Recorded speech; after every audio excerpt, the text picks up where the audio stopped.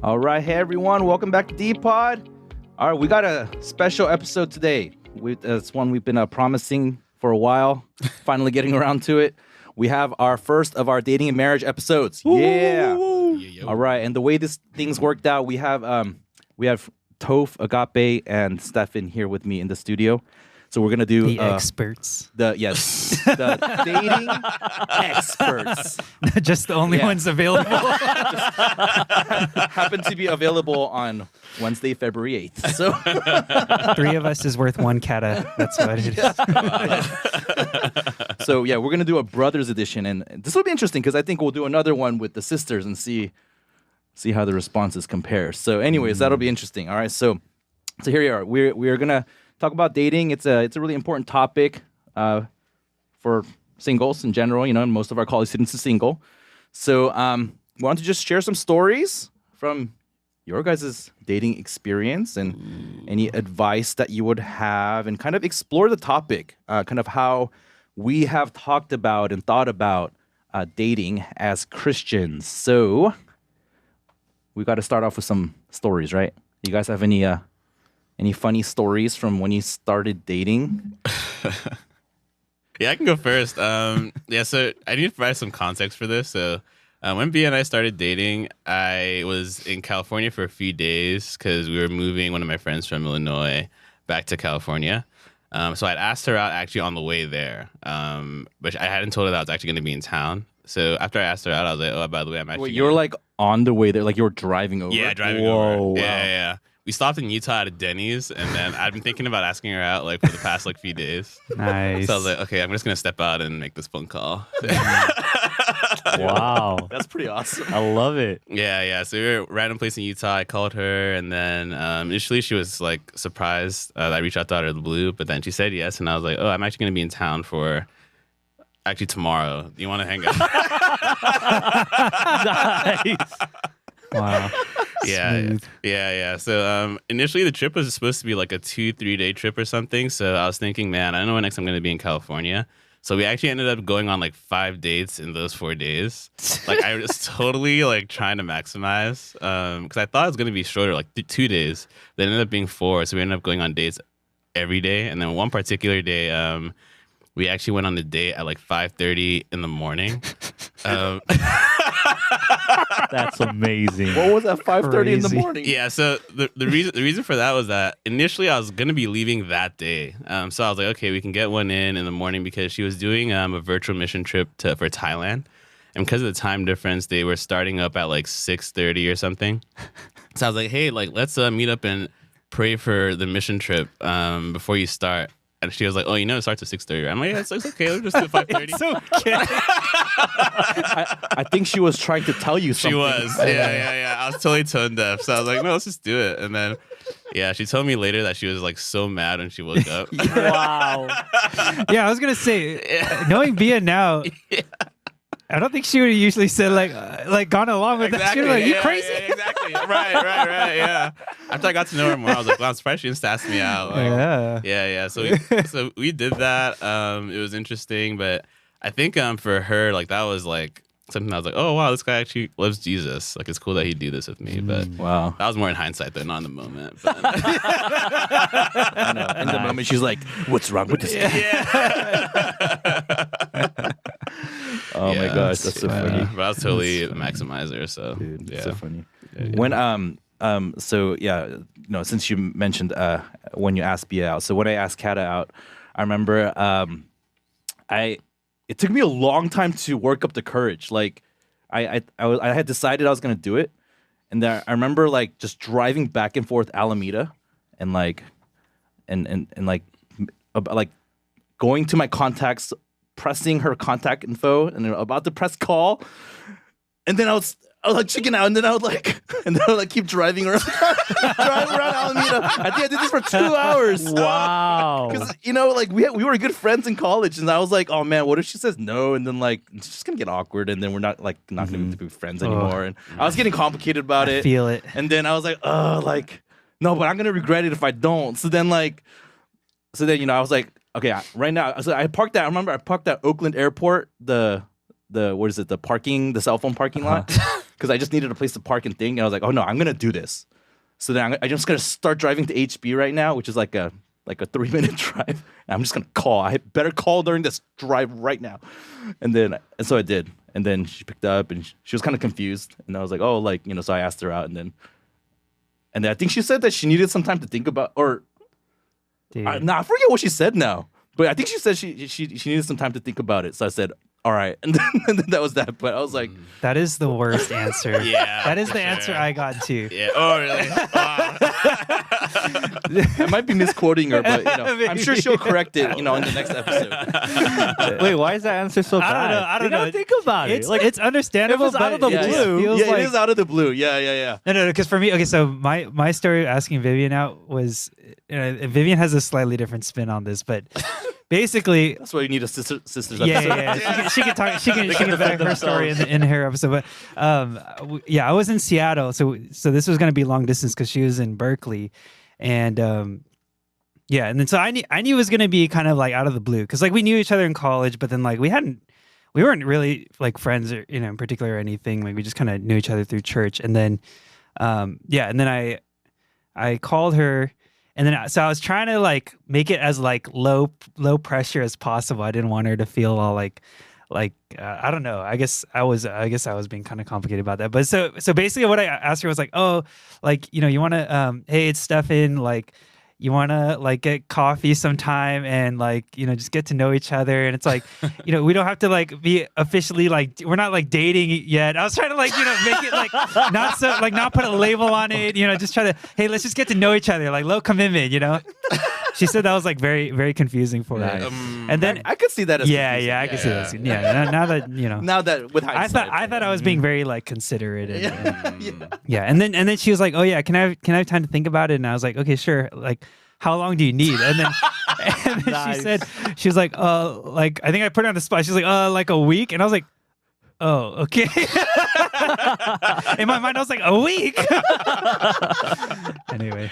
Oh my gosh, so funny. I've heard a lot of stories like that where, the ladies say I need some time to think about it. Yeah. Via just said yes. I was so surprised actually because I was expecting like, oh, maybe she would need some time to think. But when she said yes, I was like, yeah, let's go. That's what I told her. I'll be She there knew you were the tomorrow. one. I feel like I have to share my story because all of Yeah. you guys shared that. I mean, you don't have to, but Okay, you alright. can. Well, Marie asked about me, and then I heard that she was asking about me, and then I didn't know who she was. But then I was like, sure, I'm open, and so I emailed her first. So technically, I asked her out. Oh, okay. Yeah. We actually had a conversation. We had to set Wow, the but facts. somehow you heard through the grapevine that she was asking about. Yeah, you. yeah. Wow. All right. Some leaky cauldrons over there. Davis. Should we talk about sushi dates? Yeah. Embarrassing Yeah. stories. Bring it back to the embarrassing stories or funny stories. Yeah. So there's a commonality There's a between a lot of us, right? There's a sushi date. Stories. Well, so conventional wasn't like with dating. One thing I heard, I forgot from who, but someone said like never go on dates eating where you're gonna eat sushi. Never go to a sushi restaurant on a date because like when you eat sushi, it's like really unflattering, like for your face. Like either you're trying to stick like the whole roll in your mouth, and so you're like making this nasty like face, like opening your mouth wide, or when you eat, if you try to buy like half the sushi, then it's also like falling apart like everywhere on the plate. So it's just not a good spot. But then it just turns out that like a bunch of us had really bad experiences on sushi dates. So like for me, it was like I came down to Berkeley. Me and Vivian spent all day together, and then we were ending the day at a sushi restaurant. And I thought I was having a fine time. Like I thought, we were just having a nice dinner. But what she told me afterwards was her experience of me was I was like a zombie the entire time. I was just like, I had no facial expression. I was like barely talking to her. And looking back, I realized, my excuse is that I took like the first flight in the morning. Like I woke up at like 5:30 a.m. to come and like spend the day with her. So by that time, I think I was pretty tired. But her experience was like so bad that after she dropped me off at the airport, she was like, "Oh, I think it's over." But I was like, "Oh, I had a great time." Anyway, that was my sushi. Gabi, what was your sushi story? I forget. So I think this might have been like the second or the third time we were like I came to visit her, and then like I had to take like 2 flights get to from Chicago to Davis, and so like it was like 8 hours or something like that where I wasn't like talking to anybody. So I was super excited to see her and to talk to her. And then we went to a sushi restaurant, and then the lighting was kind of dim in this restaurant, and then they put us into this booth, and then I just asked her a bunch of questions because I just want to know about like how she's doing, get to know her, and I'm just so you're excited. Yeah. And then like halfway through the conversation, I started to get the sense that something was off, and I wasn't sure what's going on, and she didn't say anything, and then afterwards we left, and then I texted her, I'm sorry, but I guess I didn't know what I was sorry about. All right. Tip to future people. Don't apologize for things you're not sure what you're apologizing about. Anyways, continue story. Yeah. Well, so I was like, hey, is everything okay? Like, did I do something? Like, I was trying to make sure we're like good. And then later she told me she felt like I was interrogating her. Like, because the room was dim, and I was asking her a bunch of questions. And there was like one lamp or something, yeah, right? there was one lamp in between us. Yeah, it was dark, and then I'm just like machine gun firing questions at her, and then I guess I'm not saying much because I just want I guess I'm just excited to see her, and then and so she had a bad experience. Yeah. Wow. Thank you for sharing. I'm appreciating these vulnerable sharings. Wow. All right. So my sushi story is that, again, I don't remember a lot of the details, but we went to a sushi restaurant, and I'm pretty sure it was for my birthday because I love sushi. And so it was our first time going to a sushi restaurant. And basically all I remember is that I made Kata cry. Wow. Something happened, and I said something, and she started crying. And that's all I remember about that. And we didn't eat sushi again together for a long time, like basically until after we got married. Because this was kind of early on. This was like, it was actually after we got engaged. Oh yeah, so this is after we got engaged. But yeah, it was while we were dating. Oh, I realized the reason why we went to sushi is because she told me she likes sushi. So, like even if you like sushi, don't go. Yeah. I was like, where's he going with that? Was he about to pin it on Marie or something? No. I was trying to do it for her, but yeah. But Right, the right. wisdom is sushi is not good for just sushi. sushi. Yeah, sushi. Yeah. Come on, Toph. You must have a sushi story. I do not. We just had fried food pretty much. All we did, yeah. So that's the way to go. So clearly from our experience, it does stand that you should not eat sushi when you're dating. But we all got married, so Oh yeah. kind of. Yeah. Oh, well, Anyways. Yeah. And none of our stories had to do with actually like the thing food. about eating and Yeah. stuff like that. So anyways, I don't know how we discovered that commonality, but there it is. All right. So let's get into some actual like questions about Christian life. Okay. So a question that I get sometimes is like, hey, well, like what does it look like to date as a Christian? Like what does that even mean? And so maybe it'd be helpful if we could share some stories and experiences around that. Like, how did you guys start to view dating differently as you matured as a Christian? Like maybe there were some misconceptions or kind of former ways of thinking about dating that you had that sort of changed as you guys grew as Christians or became Christian. So any stories or kind of insights around that? Yeah, I can start.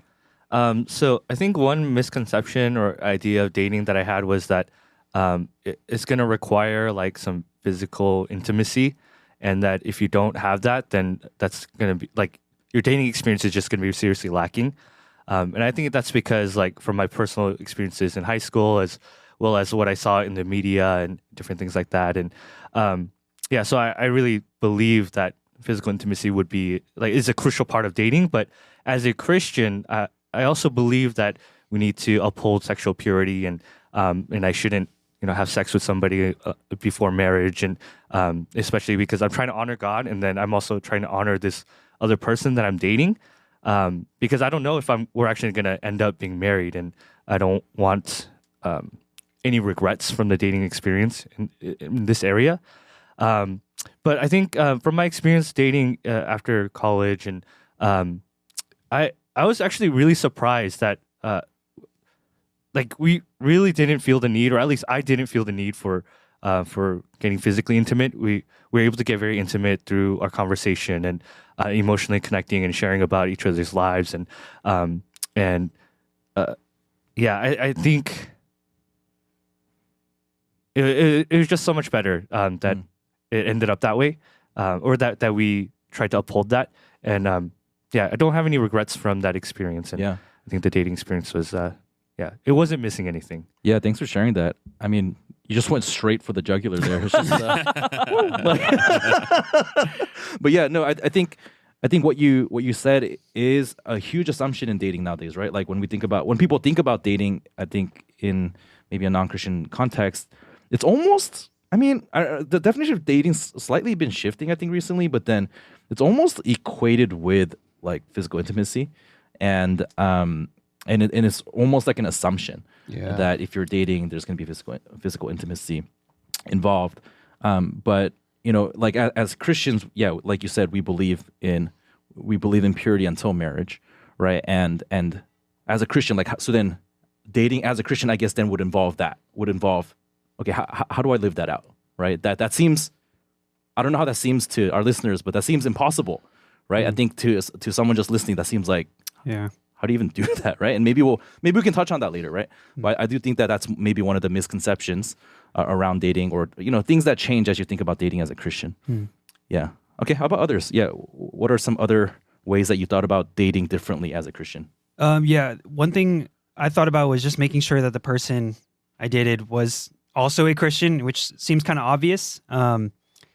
But yeah, I think for me that was something that I really wanted to, make a priority. Like I had a friend in high school, coming into college that, I kind of liked, I had a crush on, but she wasn't Christian. And I kind of see now, like, our lives already, like, they diverged a lot. We never dated, but our lives started to diverge a lot, like even when we were in college, like the kinds of things that, the kind of scene that she was in, and the kind of scene that, I was in, obviously, like in the church. And then even now, like I see kind of how far our paths have diverged. And yeah, I think that's just something that's really important, that maybe can kind of take for granted, but it's actually something that I had to be intentional about. Yeah. Yeah, that's interesting. Yeah. That touches on something in my personal experience, because I grew up going to church, as you guys know, but like in high school I was dating a non-Christian, and I didn't really see, because earlier you said like, oh, it seems kind of obvious, but then unless you're taught that, like, it doesn't seem obvious actually at first, especially because like for me, I realized in hindsight it's because I didn't take Christianity very seriously, and then dating was not something that, like, dating was just like something I did for fun. It's just like, a way to like have somebody who like likes me or something like that, and it's just like almost like a form of entertainment or something. And so like my view of dating and marriage was also a little bit off, and so because of those things, I didn't see why that person needed to be a Christian. But then as I started to realize what dating was for, it was for marriage, and and then as I started to take my Christian identity more seriously, then dating a Christian instead of a non-Christian started to make a lot more sense, right? And then kind of the biblical commands around that started to make more sense to me too. So yeah. Toph, you have anything to add to that? Yeah. So for me, one thing that I think was different about the way I thought about dating between when I was not Christian and when I became Christian was when I started dating, when I started dating after college, I wanted to date with the intention for marriage. I think personally I'd met a lot of different people who had been in really long-term relationships, and they end up either like cohabitating together or just dating for a really long time.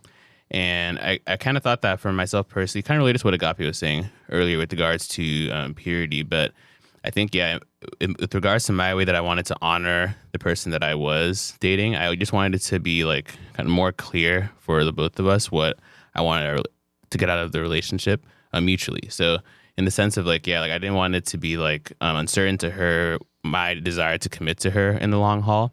And so I thought that, I want to basically date to see, are we potentially compatible for getting into a marriage relationship? And then within that context, things like intimacy can continue to grow. But I just thought that, personally out of my desire to honor her, I wanted to, date with the intention for marriage. And I think also too, like the way I thought about marriage as well was, I was starting to view it less as just this thing where it's kind of like DP was saying, like having someone who just likes me and having that constant form, I guess, entertainment in that way. but thinking about, oh, this is someone I potentially want to continue to do this work of serving God alongside. So in some way relate to what Stefan says too, but I just kind of thought that, yeah, like this is someone I want to obviously love and cherish, but also like, are they aligned in my values of wanting to serve God for the long haul? And so as I thought through that, I thought, yeah, like if I'm going to date someone, I want to date with that intent, that we would potentially be able to serve God alongside one another, while also guarding ourselves in like purity and the like. But yeah, so that's kind of super long-winded, but yeah. So part of what I'm hearing is that, you know, like maybe it's not dating as a Christian that's really the category. It's sort of like as you take Christian life seriously, like there's going to be some implications around how you kind of approach something as important as dating, right? So if you're taking your walk with Christ seriously, then you're gonna care about purity, right? Then you're gonna care about like, you know, dating towards marriage, right? Because you're gonna have a high view of marriage, and then you're gonna you know, want to date other Christians, right? Because they're gonna share those same views as you. So maybe that's a more helpful way to think about it, and which is kind of the advice that I give people, you know, like college students who ask me, like, oh, like how do I know what to look for, right? And in a marriage partner, you know, often what we'll tell them is like, hey, like maybe, you know, that's important to think about too, but maybe you should think about like, what kind of spouse are you going to be, right? Like, so, and you need to keep kind of growing in your Christian discipleship too. And so, yeah, because, well, can I just say, because I feel like this question, it feels a little hard to answer. Like you started with like, you know, what does it mean to like date as a Christian? Because it's not like dating is not different, right? It's not like, you know, like the way we dated is still like you're getting to know the person and you're going on dates and stuff like that. But yeah, I liked how you put it. Like it's when you put, like when you're putting God first in your life, or, you know, when you're trying to live out your faith, then it kind of puts a different lens on this thing called dating and like how you approach it. So yeah, I just felt like that was just a helpful way that you phrased it there. So Toph, let me put you on the spot, because, you know, earlier you were saying like, you know, you date towards marriage, and, you know, you want to like get to know them, and like you want to do ministry, and you know, are we compatible? Like, doesn't that take the fun out of it? It does sound, like not that fun. What's going on, man? Yeah. I know. 5:30 a.m. prayer meeting. This guy's intense. I know, I'm literally a spirit among people. Yeah, but I know it sounds super like serious and stuff too. I think part of it was I just really wanted to honor God in our relationship. The way I thought about it was that my relationship with God was most important above all. And I wanted that to be the same thing for her as well. And in our dating relationship, that's one thing I also wanted to discern and see for myself, that, yeah, like her love for God and her desire to honor him in her life was continuing to grow. Because I knew that with that, like as long as God's the anchor of our marriage, and as we're loving God, then we would be able to love each other better as well, in that sense. So I think with the dating with the intention for marriage, and just wanting to honor each other in that way, it was my way of saying, okay, by honoring my desire to honor God, I'm going to honor this person like this.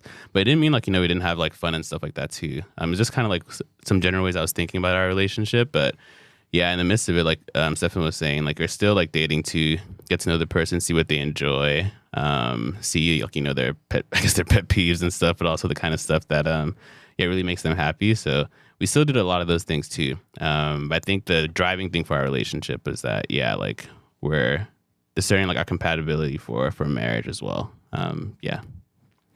I don't know. Agape's face doesn't look very convinced right now. I know. Yeah. So are we all feeling the same thing? We're like, yeah. Dude, why is Toph so serious? Tell us like what you did for fun. I, from my perspective, I like set up this question for him so he can tell us the things. All the great things. But then he spent 90% of it telling us again how important it was. We're just teasing. I know. Yeah. I mean, I appreciate that. You know, I appreciate that. You know, I do think that's really, really awesome when people put God first. You know, at the center of their dating relationship, right? And then, you know, and then people do hear that and they're like, oh, that sounds like so not fun. And that's just because those people are unspiritual, so it's all right. Like, nah, I'm just kidding. But yeah. So did you guys do anything fun? We did. Good. Okay, I'm gonna ask Bia, man. All right. No, we did fun stuff. Yeah. That's good. I'm glad. You should have fun. You make sure that you can have fun together. So Yeah. all right. So big question is, how do you know when you're ready? I get that question a lot too. Like, how do you know you're ready to start dating? And people come from a variety of like backgrounds. It's really interesting. Like, some people are just like can't wait to start, and other people are so scared of it. It just sort of depends on people's backgrounds, their family of origin. So how did you guys think about that? Like, how did you think about when to start dating? How did you know you were ready? That's a great question. Yeah. You guys must have thought you were ready at some point, right? Because y'all married. Yep. Right. I can start on this one too. Actually, going into college, I was in a long-term relationship, and we broke up sophomore year of college. So we had dated about 4 years, and so at that point, I knew that like I wasn't ready to get married, and I was not ready to date because there was a lot of problems, and it was a really messy relationship. And I think I had a lot of scars coming out of it, and I think she did too. And so I really wanted to take a break from dating personally. And then I was also like starting to explore my faith and grow in my faith at that time. So I really wanted to prioritize that. And then I was also starting to become friends with other guys like Stefan, and I really wanted to prioritize that relationship. So personally, I made a commitment to not date until like I think I decided like 2 years out of college. Because I think I was doing the math like 4 years, maybe 4 years later, or something like that. Or Was that just like arbitrary? yeah. Like, It was arbitrary, Oh, okay. a personal arbitrary. I think Oh, it I was see. like I think I need at least 4 years to like recover from this previous relationship. Oh, interesting. Yeah, and then I also knew like, well, I guess maybe it started to mature, or my decision to hold off on dating started to change over the years. I think when I graduated and I knew I wanted to stick around at our church, I really wanted to serve God for a period of time, and I didn't want dating to get in the way of that, or like to take up time. I really wanted to give it my all because I didn't know what ministry was going to look like after graduating. So so I guess held on to that commitment for at least 2 years. I'm gonna just go on. I guess 2 years after graduating, I'm just gonna hold off on dating and really try to serve and love people and try to love God and grow my faith. And then after the 2 years happened, I was like, I had to think about it, and I wasn't sure.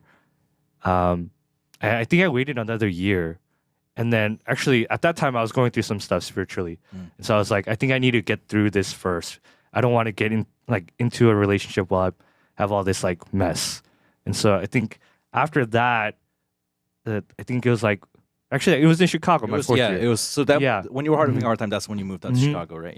Yeah. Yeah. And then I kind of healed through that and kind of got out of it, and then I was like, I think I'm ready. And then I also started noticing some of my friends are getting engaged, and they're getting, they're moving on, and I'm like, yeah, I'm gonna follow them Started too. feeling some pressure. Okay, I see. All right, some peer pressure was going on. Okay, all right. Yeah. How about others? How'd you guys think about this?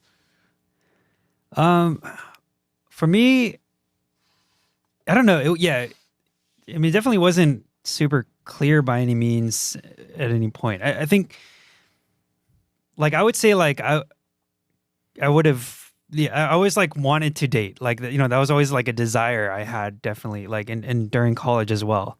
And there were people that I liked, like, in college. But I think the decision I made was kind of similar to what Agape was talking about. Like, it was very clear that I wanted to put God first, and so if that meant like, waiting to date somebody, then that's what I was going to do. And I think during college, I think I'm thankful because I think there were different things that God kind of put in front of me kind of along the way in my years as a single person, I guess, from college and a little bit after, that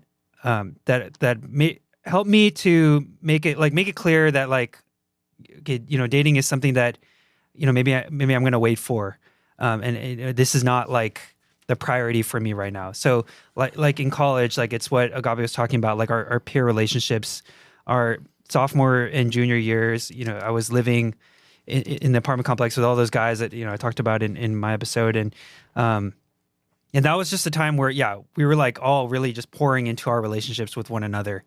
And I think if I had dated during that point, I would have missed out on so much of that.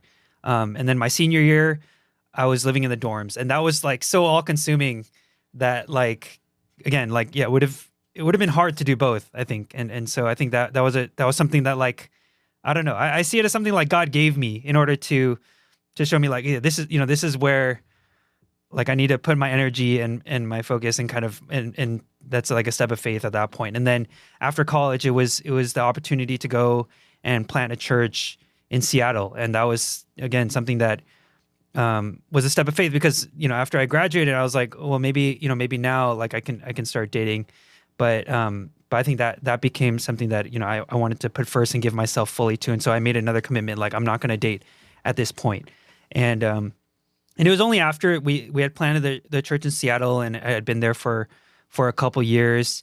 I had a job, and so I was making my own money. And I could support myself and, potentially support a future family. And it was at that point that that felt like, okay, I had some kind of room in my life and the ability to go in that direction of getting married. So I don't know if that makes sense, but it just felt like, it was kind of the priority of putting God first kind of led to that decision in my life through those different stages. Yeah.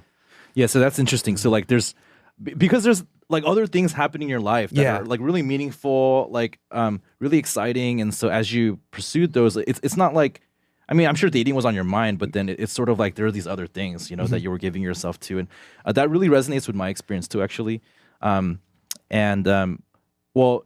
like for me, I think in college, so, I came into college, in a relationship, became a Christian, even though I was church, I became a Christian in my freshman year, and then over I shared this in my podcast episode, right? But kind of the big step of faith I needed to take was to let go of that relationship, and because I knew it wasn't good, and so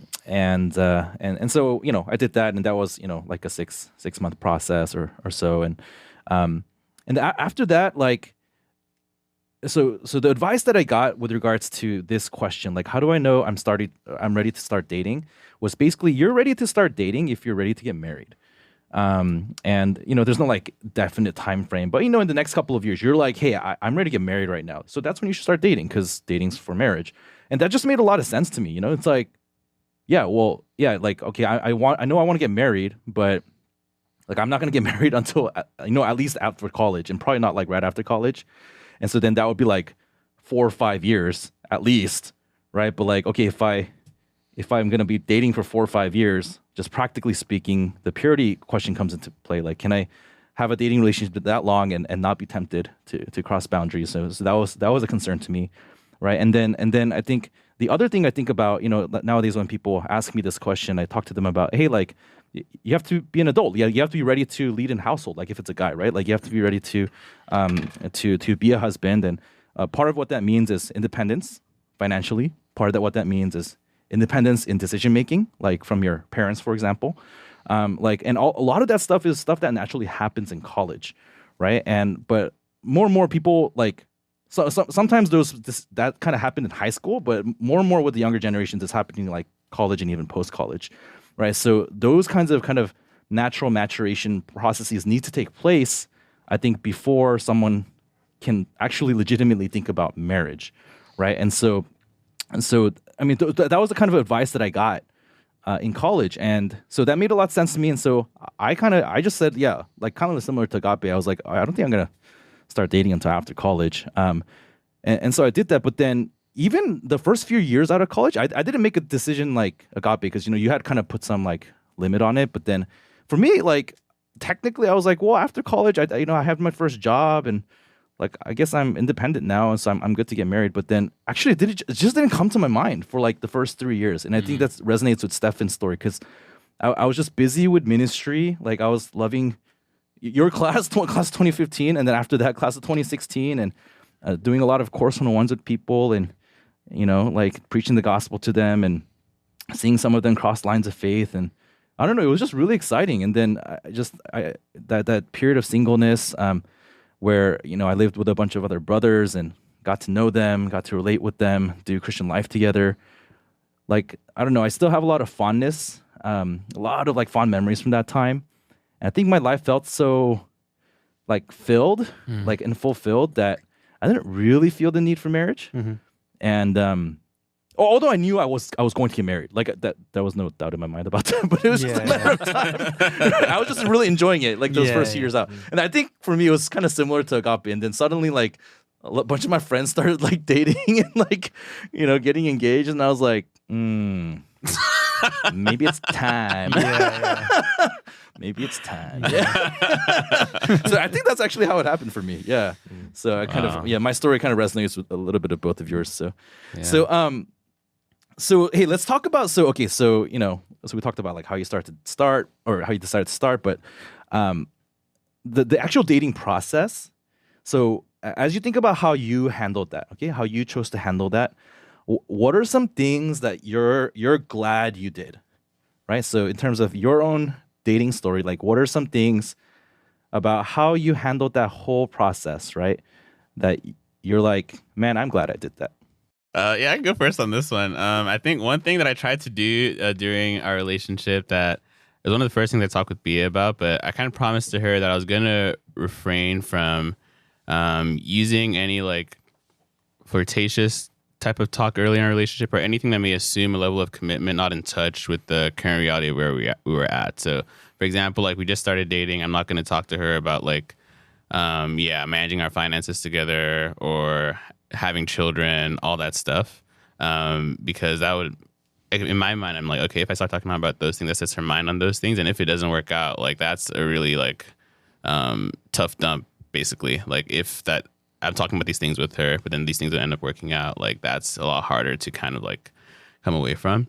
So I just said that, for the sake of like keeping her heart more secure and mine as well. I wanted us to just like take it as it came, as you got to know each other. So as like our liking for each other and our love for each other grew over time, then like our words would begin to match like our desire of commitment for that relationship. So that's one thing I tried to do with her that we did. And I was really appreciative of that because we actually had a period in our relationship where we actually took a break. Because we both had some things that we needed to work through for a little bit, and so as a result, we kind of paused it for a few weeks. And I think looking back on it now, I think that period would have been a lot harder if I had made like these random commitments or like statements about, like maybe we should have like this many kids, or what would it look like if we like lived here, that type of thing.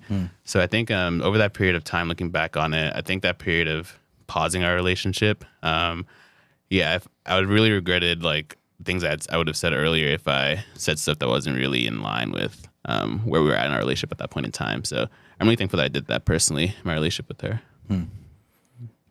When you said, I think you started by saying like flirtatious something. Flirtatious talk, yeah. Flirtatious talk. Yeah, that's not what I was imagining, but I get what you're saying. So I think you're talking about like kind of the kind of topics you talk about, kind of staying within where you are relationally. Exactly. Like as you get to know each other and kind of sometimes something we say at our church is like, hey, you're not married until you're married. And it's not actually something from our church. I've heard other pastors say this too, but you're not married until you're married, and then like there's a certain kind of a category of things that people think they're supposed to talk about when they start dating. But then like I guess you guys focus more on just getting to know each other, right? And actually connecting with that other person rather than kind of defaulting to these kinds of maybe things that would make you feel too rushed, or like like imagine a future that maybe is not the future until you're actually ready for it. So yeah, that's good. Okay. Yeah. I think some other things that we both committed to doing that I'm thankful that we did. We talked a lot about like sexual purity and stuff like that and staying pure over the course of like our whole dating relationship. One thing that B and I committed to was not meeting up privately, like somewhere where it's just the two of us, no outside eyes. So we just committed to having our dates in public spaces. Where there were other people, because I think the temptation to like fall into that like is it's really high if it's just two of us in a random room or in a random spot. So that's one way that I also tried to guard my heart in that sense. And I think I'm really thankful that we did that as well, because just knowing the pitfalls of sexual impurity, like being in a spot like that where it's just the two of us, I don't think I would have been able to trust myself in that situation. So I'm glad that we also took steps like that to avoid sin in both of our lives. Yeah, so I guess those are the kinds of I guess we call them guardrails that people put in.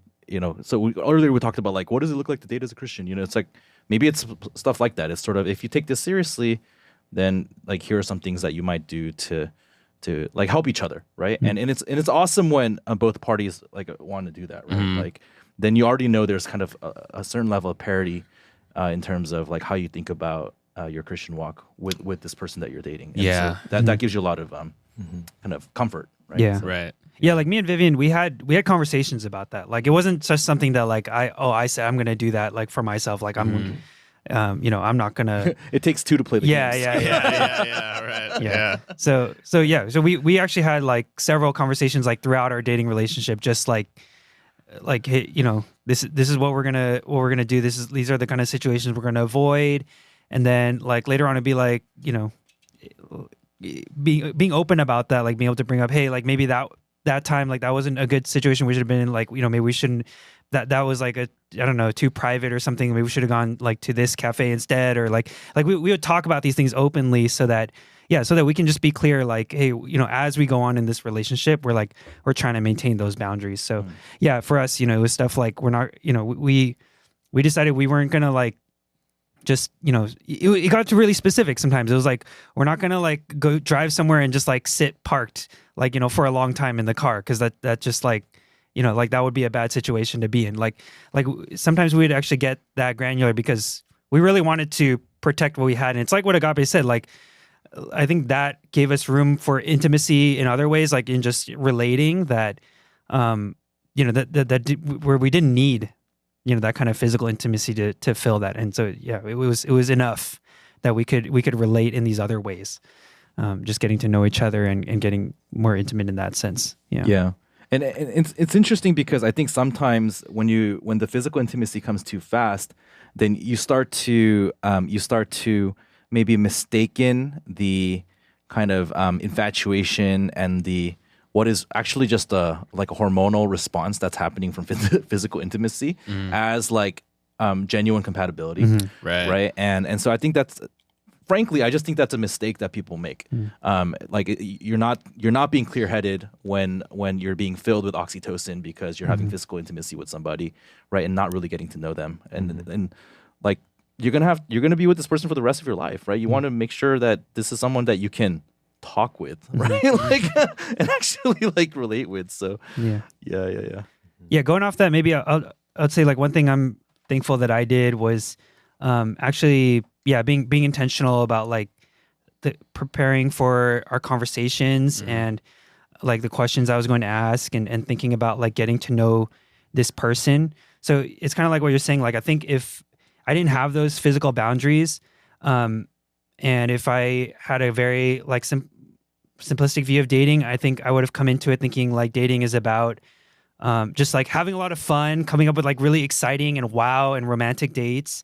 And and then like being physically intimate, but I think without those things, I knew like with the intention of marriage being on my mind, I knew like, okay, this is a person I really want to get to know, and I want to know what kind of person she is, and I want to know about like her faith, and if our lives are going in the same direction, and if this is someone that I could see myself being with for the rest of my life. And so like I would go into it thinking about like questions that I could ask her and having those conversations. And I think through that, I really got to see a picture of her and her life that's what attracted me to her. Like in the end, was like seeing that she had, really like a strong faith, like firm convictions, that she had experiences like loving people and doing ministry, and then like understanding her testimony as well, and like her her convictions about the gospel and her desire to share the gospel with people and love people for the rest of her life. Like those are things that I was able to learn and understand and have in mind with a more intentional approach to marriage in that way, or dating in that way. For me, I think one thing that just popped into my mind was actually getting like other people involved. I guess DP, you and Kata, getting you guys involved and like kind of keeping you guys updated, and then also getting your thoughts and like your suggestions about different things, or if I felt like I hit a roadblock and like getting to know her, I feel like you gave me some questions to talk about and different things like that. Oh, yeah. I remember we were curious about Marie together. I didn't know Marie either, so I was like, oh, well, do you know this about Marie? So I really appreciated that. And then even like talking about guardrails, I think we had several conversations about that. And I think because going into that dating relationship, I think one thing I was afraid of was that like my old way of dating would like bleed in, and I wasn't exactly sure how to go about it like clearly. And so I just really appreciated being able to talk to you and get your thoughts about it, and getting an older person and a more biblical understanding of what it looks like to date. And then just, being able to do it better. So really appreciated that. So thank you, DP. No problem. I think for me, I don't know, like you guys said a lot of the stuff already. I think, I've shared this before, but I think me asking Kata about potentially going full-time in the future early on, I think, I'm glad I did that, because I think it gave her a chance to some time to think about it, as well as I think after she said yes, she'd be open to it, then it kind of made me a little bit more free, because otherwise I think it would have like always hung in the back of my mind, like increasingly as I am like feeling more and more sure that I want to, be with this person forever.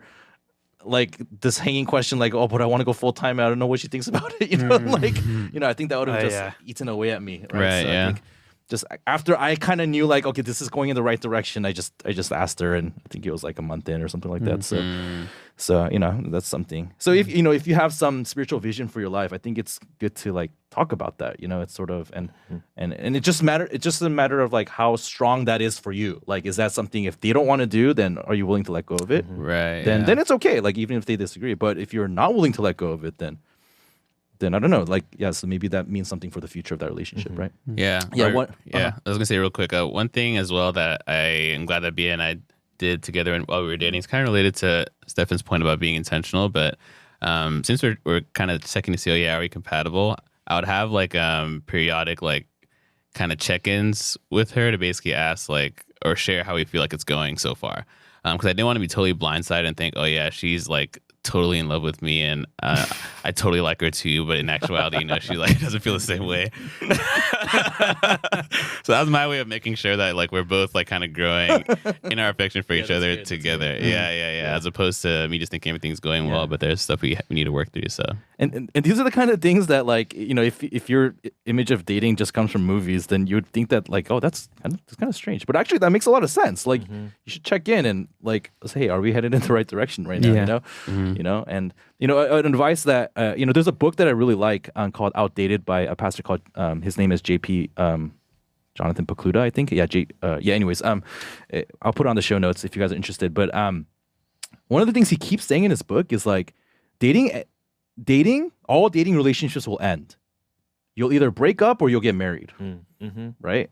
And if you have a kind of the right view of dating, then you're not going to date forever. Like you either have to find out that you're not fit for marriage, or you'll find out you are fit for marriage and then you get married, right? So all dating marriages will end, or no, all dating relationships will end. So I thought that was really helpful. So now let's kind of turn that question around. Okay, so as you think about your like how you handled the dating process, like are there things in hindsight that you would have done differently? Like I don't know, just I don't know what comes to mind for you when I ask that, but what would you have done differently in your dating relationship? Yeah, this isn't something I necessarily had like the hard to control back then because B and I dated long distance. One thing I think would have been great as well would have been to kind of see each other engaged in the work of ministry. I didn't really have like a ton of visibility into that before we got married, but I got some sense of it too when I go visit her at her church and see her interacting with students, loving on them, and doing that. So that gave me like a sense of security as well. Like, okay, like she loves doing this and she experiences life doing this. I wish she had chances to do that more. I think that with that, like you just get a picture into like they're hard for it, but also if you get a chance to work together as well and see how they like are like under stress, for example, when something like hard is going on, they need to figure out, or how she responds to people's needs and things like that. Like I think those are things I wish we had like a chance to do more of, but thankfully now we have a chance to do a lot of it as we're engaged in ministry together here at Chicago. But that's something I wish that we got to do more even before we got married. Yeah, that's good. I guess I would just tack on to what Toph said. I feel the same way. Like Vivian and I were long distance, and while I did get to know a lot about her through hearing her stories, I do feel like there were like parts of her personality that I didn't really get to experience until we were in the same place. So we looked for those opportunities like when we could, and thankfully there were some. Like she came on a mission trip with some of the Berkeley students to Chicago one winter, and so we actually got to work together like during that time. And that's where it helps to like talk to leaders, and like when they kind of know about your relationship, then like our leaders on both sides who who were there during that mission trip, like put us together so we could work. Assigned you work together. They're so like, okay, you guys work on this, and like you guys go, I don't know, shop for that stuff for the welcome night and stuff like that during the outreach. So yeah, so that was really helpful, and that gave us opportunities to kind of cross paths and work on stuff. But yeah, like I don't think we could have necessarily changed that, but that would have been something nice. Yeah. All right, so then the really important question, though, right? The really important question, right? Which is, how did you know she was the one? Ooh, right, come on, like that's really the question, right? Because I mean, we can talk about how to date and all that, but like you got to decide, am I popping the question or not? Right? So, Agape, you're giving me a look. I think the first time I knew that she's probably the one was, I think it was the third month, and then we were just talking, and I think she just wanted to check in, and she just told me, "Hey, I like you." And I was like, "Oh, that's nice." Wow, that's nice. And I was like, "I like you too." Where's the applause button? I need that. I'm gonna guess. What is it? This one? Is it this one? Oh no! No! Oh no! No! Oh, no. The magic, the Disney magic. I like you. Oh my gosh. I like that. Oh my gosh. That's Yeah, funny. but seriously, I mean, I think that was a big part of it, that she liked me. I think I have like pretty low self-esteem, and so the fact that she could like me after like dating with me, or like meeting up with me for a few months, I think that was pretty big. So that was the beginning, and I think I knew for certain around I think it was month 6, and by that time I started to see that the trajectory of our lives are going in a similar direction. We both love Jesus, and we really wanted to serve him with as best as we could, and we were committed to our church, and we could I could see us continuing to serve and grow in a marriage relationship within our church. And so by that point I was like, I think I've covered most of the bases, and and so I thought I was ready. I think it was month 6. Yeah, you knew enough. Yeah, that's awesome. Yeah, for me, I knew Bia was the one when I realized how much she loved fried food. I love personally love fried food. Another random thing was that I realized that she wasn't really like into like super expensive things, so she seemed like relatively like low maintenance in that sense. Should we cut that out? Be a take note. Not to me like that means I was like super like frugal, and I didn't like try to do nice stuff for her on like good occasions and stuff. But That was one random thing. Great, we can go to McDonald's. No, okay. I know, for real. But more seriously, I think there was a certain point where I kind of felt like we were both kind of feeling more secure in our relationship. And I think how that came about was it was actually a point when Bia came to Chicago, actually. The first time she came to Chicago to visit, and she had a chance to see like the NU ministry team at the time because I was serving up there. And up there we had a chance to both like interact with our students together and do some activities and things like that. And at that point, I kind of already knew that, yeah, like Agape was saying, she wanted her life to be about that, about serving God and living on mission. And getting a chance to actually see that happen in action, I thought that, oh, wow, like, at this point, I enjoy the time we spent together. I really enjoyed her company, but I could also see that, okay, I can see us like growing in our love for God together in that sense as well. And I think also, like, I realized she's a lot more like loving than I am. Like, she's more willing to like go the extra mile to meet people's needs. And I realized that that's something that I personally needed to grow in a lot. So in a way, I kind of saw that and I was like, oh, wow, that's like really challenging for me. But I know that, oh, wow, like if like we're together, I can see myself growing into that as well, because she is already like pretty good at practicing that. So I think, yeah, seeing her love on others kind of let me know, okay, she's the one, after already recognizing that, yeah, our life goals and stuff were pretty aligned. Yeah. Yeah, for me, it was kind of like we started, it took a little time, I guess, for my feelings to catch up. Like our first couple dates, I think because it was long distance, it felt like it was a long ramp up. We had like one date a month. And those first couple dates, I felt like I got to know her a lot. Like we shared with each other our testimonies, like how we came to Christ. We shared about some of our experiences, like the ministries we were in and the people we had ministered to and what it was like for us, serving God after college and sticking around with our church. But for a little bit, I was kind of going back and forth because I would feel like we're just staying at a certain level. We weren't getting past a certain level, like a certain depth. And so I was like, when the first date I came, I come back and then I was like talking to my leader about how, he was asking me how it was. And I was like, I think it was good. And then the next day I came back and I was like, oh, I don't know. Cause like, I just feel like she's just nice. And like, I don't really know, I'm not getting to know her that much. And then, finally by like during our fourth date, there was a conversation we had where she opened up a lot about her family and kind of her past. And she has some burdens and some brokenness in her family.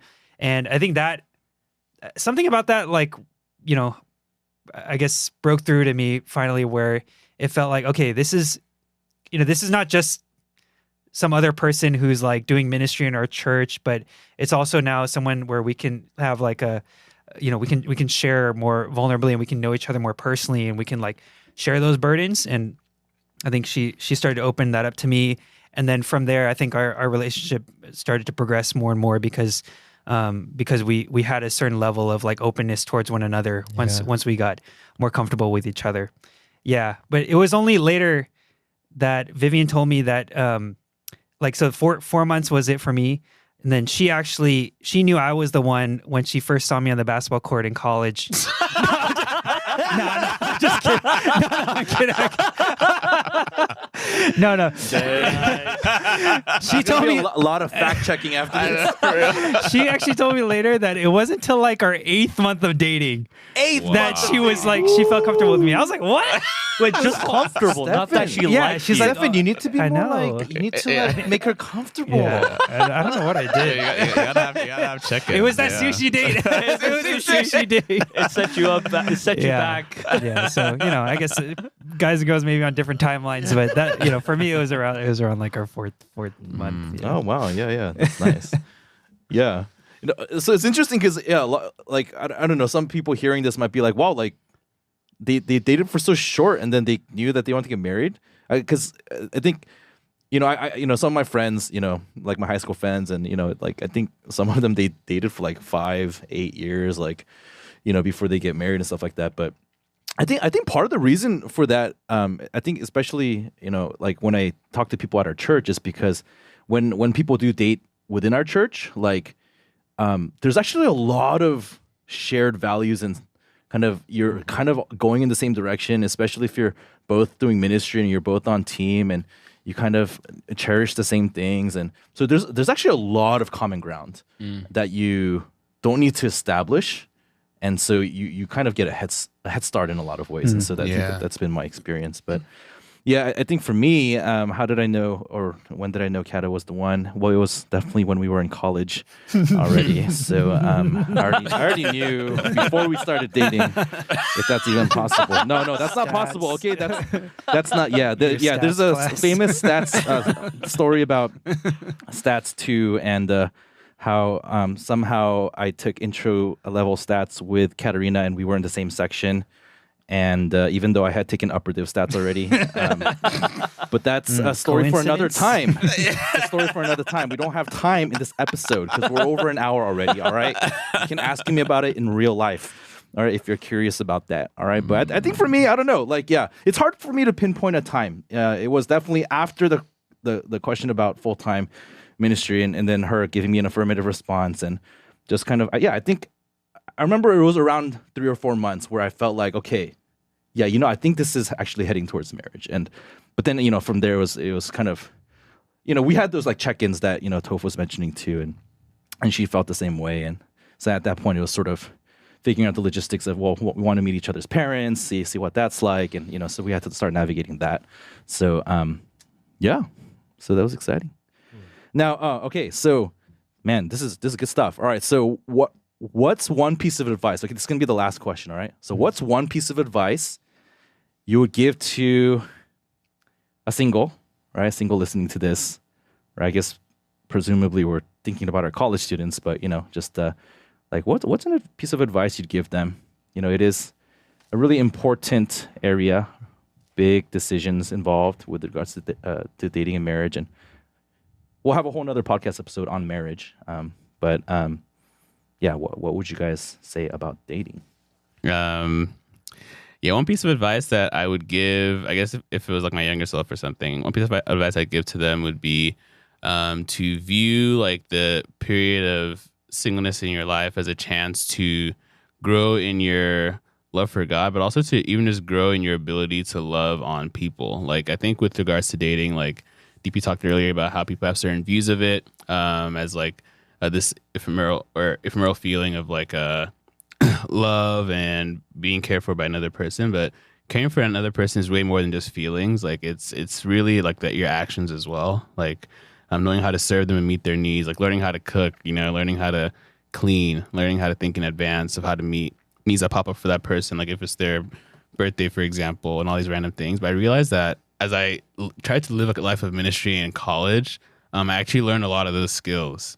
And when I started dating Bia, like a lot of those things really transferred over and learning how to serve and care for her. So I think a piece of advice that I would give would be, while you're in college and while you're in the season of singleness, to view it as a time to grow in your devotion for God, but to be actively involved in serving as well. That in that way really grows your capacity to love and care for others. So that's one piece of advice that I would give. Yeah, that's good. It kind of reminds me of that book I talked about, JP's book about called Outdated. In it, he talks about the gift of singleness. We've been going through 1 Corinthians, right? And we had 1 Corinthians 7, and we talked about like the gift. There's two gifts. There's the gift of marriage, and then there's the gift of, sometimes called celibacy, but the gift of singleness. And then the way JP talks about it is really funny. He says, "How do you know if you have the gift of single? Oh, how do you know if you have the gift of singleness? There's a very clear answer. Are you single right now? Then yes, you have the gift of singleness."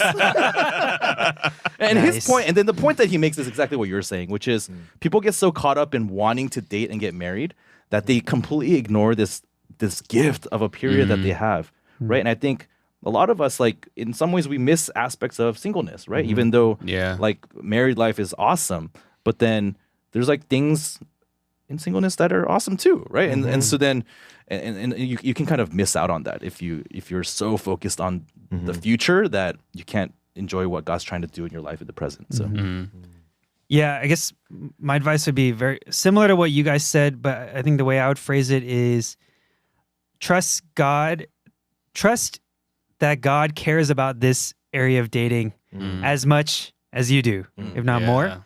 And and then what that looks like is, trusting Him with that, like surrendering that, not putting that first above the other things that God is trying to do in your life or that trying to do through you, right? And I think I shared my story earlier, right? But yeah, I think because I made that decision in those different stages of my life, I experienced so much richness and blessing. I experienced being a blessing in ways that I wouldn't have imagined. And one of the biggest blessings I think is my relationships with, the brothers that I have right now, the other 2015 guys, like these really lifelong relationships that have been a source of so much strength to me, that I don't think would have been possible if I had really pursued this area of dating, and given into kind of my fears or my anxieties and my desires in that area. So that would be my advice. I guess one like super practical, simple, quick, practical thing is, like DP said, like reading books about marriage. And like one that helped me was actually reading one called Meaning of Marriage by Tim Keller. And it's about marriage, but it has a lot of values about what marriage is like that shaped my view of dating. Yeah, Plus by, one, by great Tim book. Keller. Tim Keller, yeah. Yeah. Yeah. It's a good book. Yep. Yeah. For me, I would phrase it like enjoy your singleness because you'll never get it back. And yeah, I don't know. I really enjoy. Okay. Just to set it clear, like I love being married. It's great, but I also really love being single. And like there was like it's different. Like just living with a bunch of guys and trying to serve God. And I mean, I guess we had a special opportunity to like go do a church plant together, just like 8 of us, and like that was kind of crazy. Like looking back, that we got to do that, and like there were things that like once you get married, your life isn't as flexible or isn't as free because that now there's 2 parties involved, and there's different like jobs and different things like that make you unable in certain ways to do certain things. Yeah, just need to coordinate and yeah. So and then just the whole fact of like getting really close to your bro friends, like that's something that I wouldn't have been able to do if I was dating. So and just echoing what Stefan said, like I have really meaningful relationships that came out of it, and they're really meaningful right now too. So Right on. Yeah, that's awesome. Yeah, I think my advice with regards to dating, I mean, I think we said it already, and I'm probably just saying what you guys are saying, just more directly. But I think I would say, hey, if you're not planning on getting married, like in college or like senior year or like immediately after, because I know there's people who are planning on like graduating and then getting married, right? That's a whole nother discussion. But for a lot of people, that's not the case. In that case, I would say, hey, why not just before you like you before God, you can tell him, okay, I'm not going to worry about this area. I want to fully seek first the kingdom of God. Yeah. Right? Like let me do that. Let me not get into the rat race of dating and competition and feeling like you're like a lesser person because you're not dating or something like that. I just think that whole thing is like so absurd.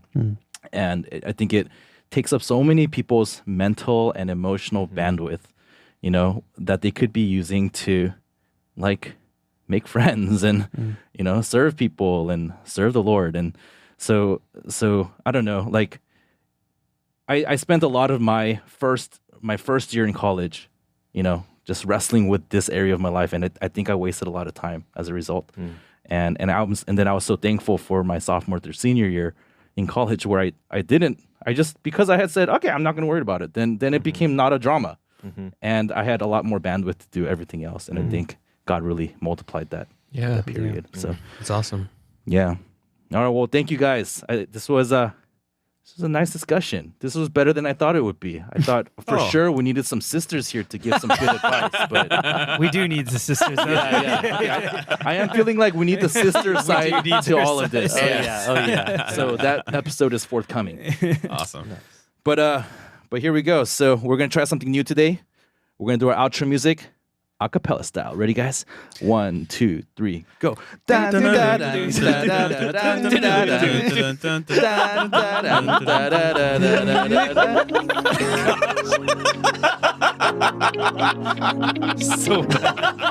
was so bad. That's really bad. Yeah. That was pretty awesome. All right.